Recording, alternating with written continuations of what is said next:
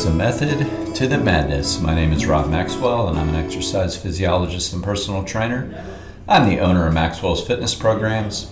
I've been in business for the past 28 years. Today is Tuesday, April 26th, and today I want to talk a little bit about taking care of the business at hand. What is the business at hand in regards to your physical fitness? Let's say you're out training. Better yet, let's say you're out running a 5K. Well, a business at hand can be winning the race, winning your age group, surviving the 5K, finishing it, right? Wrong. Those are all the outcomes. What is the business at hand? Now, those outcomes are nice. Let me use a different example. You're swimming in the pool. You might have a workout that you're supposed to do. The business at hand can be finishing your laps, doing the prescribed workout in a certain time. Incorrect. Again, those are all outcomes. Let's take it out on the bicycle. Don't worry, I'm going to get in the gym too. You're out on the bike. You're supposed to do a 30-mile ride, business at hand. Finish it. Finish it before your friends and get some ego gratification, you think. Whatever. Nope. Again, those are outcomes. You go to the gym. You're going to lift weights. Your trainer gives you a prescription. Your trainer has a workout ready for you, and he's waiting on you, and he's like Rob, so he's standing there and he's looking at you like, hello, you going to start anytime soon? So you might be thinking the business at hand is to get into that workout and get finished. Wrong again. Another outcome. The business at hand, the key is what? At hand. What is the business right now in all of these things that we're supposed to be doing? And it's form. It's doing it right. It's staying conscious in the moment of whatever you're doing. That is the true business at hand. And if you take care of that as best you can, and it is hard to do, the outcomes will be greater too. So let me walk you through that just a little bit better. So a lot of people understand that there's form in a gym. I think almost everybody understands that there's a particular way that you ideally should do a squat, a bench press, a chest fly, push-up, a pull-up. That's pretty well understood. What people forget is when doing cardio, and especially when doing cardio for competition, because you're a runner, you're a swimmer, you're a cyclist, maybe you're on the crew team, there's a huge component to form there. And I think that regarding those four I just named, people will easily acknowledge that that's true with swimming and easily acknowledge that that's true with crew. But oftentimes, running and cycling get forgotten about. And that's a big mistake. So let's talk about how we can improve that business at hand. Like, what are you supposed to be doing? Now that I'm in my mid-50s, I look at this a lot more than I used to. When you're an older athlete, your PRs as far as your younger days are pretty much done. Your personal records. You're not going to run what you did in your 20s or your 30s or really even your lower 40s. Not going to happen. That most likely. Not if you've been training for many, many, many years. If you're just starting out in your mid-50s, which I know plenty of people that have, then that's a different story. And it's not a bad thing per se. It's really not. I mean, who cares? Why are you competing against your 25-year-old self? It's really not a bad thing at all. So what you're looking for has to change, needs to change. And then it's better for you all the way around. So when I train and race, which I look at racing as merely training, and I'll explain why in a second, I'm looking to see how much I can stay dialed in to the form for the entire event. Naturally, I break it down. But my objective is, how do I stay dialed in for these, whatever, quarter mile, half mile at a time, 3/4 of a mile. For me, I have to break it down into little chunks because I'm going to get distracted. I'm going to start thinking about something else. The best thing we can do when we get tired is to actually focus on the form. Don't focus on extrinsic things like, where am I at in the placing of things? Have I caught this person? Did this person catch me? Am I winning my age group? Am I last in my age group? None of those things really should matter at the moment if you're taking care of business and you're taking care of the task at hand, which is doing your best with form, and pace is part of form every second. Sounds what? Easy, hard? If you think that sounds easy, go out and try it. It's one of the hardest things you can do. So when you're running, for example, most people don't understand that there's a form to it. A lot of people just go out and put one foot in front of the other. Now, I will say that there's not a perfect form for running or cycling or swimming or crew that everybody should follow, because everybody's a little bit different. But there are certain generalities that everybody should try to follow. And typically, when we start losing form, we're losing our own form. So I'm definitely not saying look on the internet as at a 24-year-old long distance runner and try to emulate their form. Most likely you're not going to be able to do that. They're going to have a lot higher leg kick. They're going to have a lot quicker turnover. I mean, they're elite for a reason. But we do have certain generalities that we need to try to practice for ourselves. For example, when you're running along, are you keeping your elbows close to your body? Are you keeping your hands up at your chest height, or are your hands dropping down your sides? Are you kind of laboring along way too back on your heels and barely picking the feet off the ground? You might say, well, I do that because I'm tired. I would argue you're getting tired because you do that. In other words, we're not supposed to run that way. We've been kind of taught wrong. You're supposed to run almost as if you're running downhill, with shorter, choppier steps, not long laboring steps, which are going to tire you out. Again, this isn't something you're going to fix overnight, and this whole podcast is about how do we focus on our form more than anything. So I don't want you to go out and try to perfect form. I want you to think about your current form when you're fresh, and how do you bring it back to that to the best of your ability. Is your gaze looking slightly angled down as you run, or are you looking too far up with your neck bent straight back, or are you staring at your feet? That's something else you should pay attention to. Are you keeping your spine nice and straight as you run, or are you rotating? Are you trying to drop your shoulders, your traps, or are you holding them up tight around your neck where you're going to get a neck ache? These are all things that you really should be focusing on. That is the task at hand. And I go back to when I first started doing triathlons in the early to mid 90s. And I had a friend, she was in the graduate program with me, and we'd run together, and she was far more experienced than me. I was coming from a bodybuilding background, so I really didn't know too much about endurance and running and all that. And she would say, whenever you get tired, think about your arms. Think about the arm swing. Try to speed them up a little bit. Quicken that a little bit. Naturally in good form, meaning like I just talked about. Your elbows are bent to your side. Your fists are somewhere around your chest. But pick up the arm swing a little bit. Focus on that. Don't focus on feeling tired. Or don't even really focus on trying to move your legs quicker, because if you speed up your arms, guess what?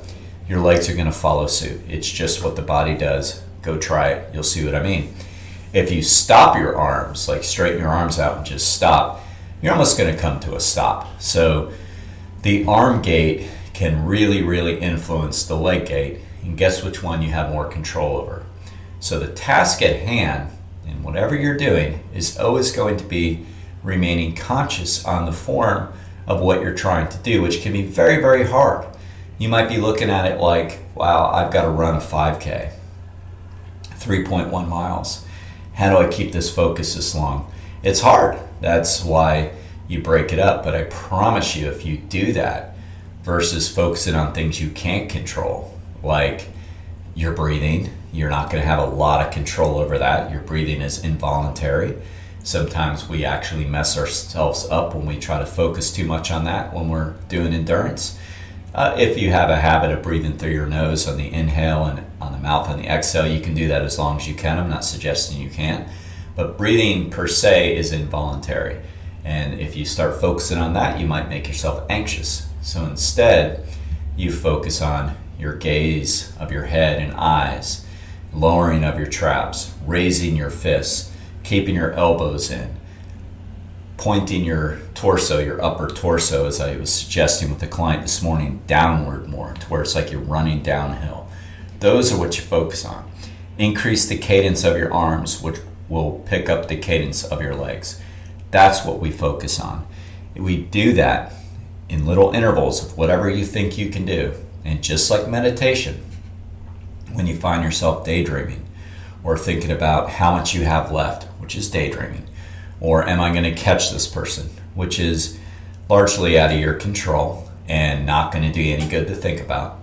Just bring yourself back like you would a mantra in meditation and say, nope, focus on my form, get here and now, and keep running. Very Zen-like runner, right? It really, really works. Same thing on a bicycle. A bicycle, I see people really lose focus all the time, even more so than running. Because cycling can actually be fairly easy if you let it. You have to really apply pressure to the pedals to make them go faster. That sounds like common sense, but you'd be surprised at how many people, trained athletes, don't get that. Running kind of takes care of itself. Running is almost hard no matter what you do.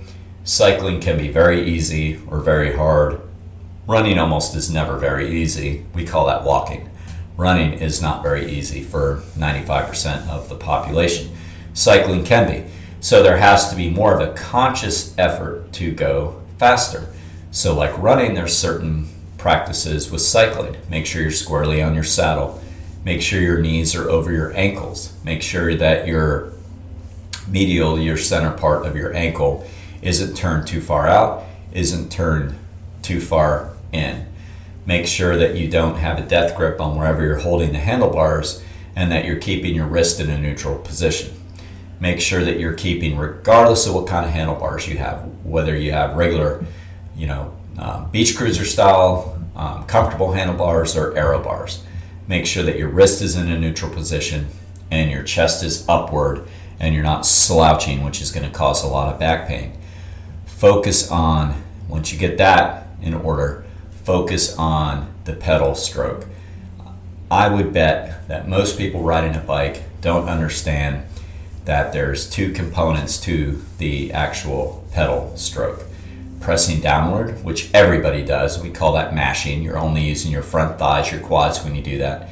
And pulling upward, which is using your hamstrings, which yes, you can only do if you're clipped in, or if you have cages on your pedals, or if you have cages on your spin bike, then you can do it. That's why they're there. They're not there to keep you safe. I used to think, oh, you keep your foot in, it's safety. It has nothing to do with safety. I mean, come on, you're on a spin bike. The cages are there, or the cover over the top if it's a life cycle or whatever, so you can pull up with the hamstrings. At least 33% of the motion comes from the pull up the hamstrings. So can you imagine not utilizing that? How much power you're giving away? Think about how easy it could be, say in a bicycle race or a hard training ride, where you're just losing consciousness, not literally, but not staying in the moment, and you're just kind of, looking around, oh, look at these birds, look at this, look at that, which is great if that's what you're out there riding for. But if you're riding for performance, how easy it would be to totally forget you're supposed to be pulling up on the pedals because you're just not trained to do it. So instead of thinking, wow, I don't know if I'll ever catch that guy up there or that gal up there, or I hope so-and-so doesn't catch me, and whatever, or man, my legs are burning so bad I just want to quit. Instead of focusing on any of those things, which will do you absolutely no good on the outcome, zero good, you say, you know what, get in the right position on the saddle, and now push and pull, make big circles in the pedals. That's my focus, and maintain it until you lose it, and then bring it back, just like a meditation. Keep all of your mindset, your focus intrinsic. That's why I think training and racing at this stage where I'm at is so cool, because it's a mental exercise to overall make me a higher functioning person. That's how I use it. And if you're training right, if you're keeping yourself in shape, and you're doing all those things you should do when you run or bike, guess what? All this can absolutely be done with swimming as well, which is really cool. Swimming requires a lot more focus, a lot more skill. It's one of those things that's absolutely better learned younger, but still absolutely can be learned as an adult as well. But again, instead of worrying about, am I getting my laps done in a certain time? If I'm doing a triathlon, am I going to beat these people out of the water? All these things that are largely out of our control. We can only control us. If we turn that energy into, what do I need to do to be my very best? Am I kicking with my legs? Am I pointing my toes? Am I keeping my legs in? Am I doing the best I can to push the weight, all my weight, on my chest? In other words, not let the legs get too low, because it's going to make it harder to kick. But am I pushing my buoy, my natural buoy, which is my sternum area, down towards the water, lifting my legs? Am I remembering to do that? Am I keeping my head down as I turn to breathe? In other words, am I leaning from my neck, which is going to give me a sore neck and make me inefficient? Or am I rotating from my torso to breathe? Am I lifting my elbow high enough out of the water as I reach through? And am I reaching completely in front of me before I enter back into the water? And then, am I pulling through with force, or am I letting a lot of water pass through? Again, swimming is very technical. I'm sure I just didn't do all that justice. But those are the things we need to focus on when we're swimming. Those are the things we need to focus on. Bring it back to the form. That is the task at hand. That is the job at hand. Bringing it all back to the form. And if you do that, you'd find yourself having such a great meditative workout, and you're not thinking about all these things you don't have control over, which may actually ruin a good workout. It's really about putting your mind where it needs to go, because then you're getting a good physical, mental, and I would argue spiritual workout as well. The same with crew. Crew can be a very hard anaerobic sport. Anaerobic means without oxygen, very taxing. You have to focus on, are you pulling largely with your legs, or are you just trying to pull with your upper body, which people that do crew know that that's a mistake.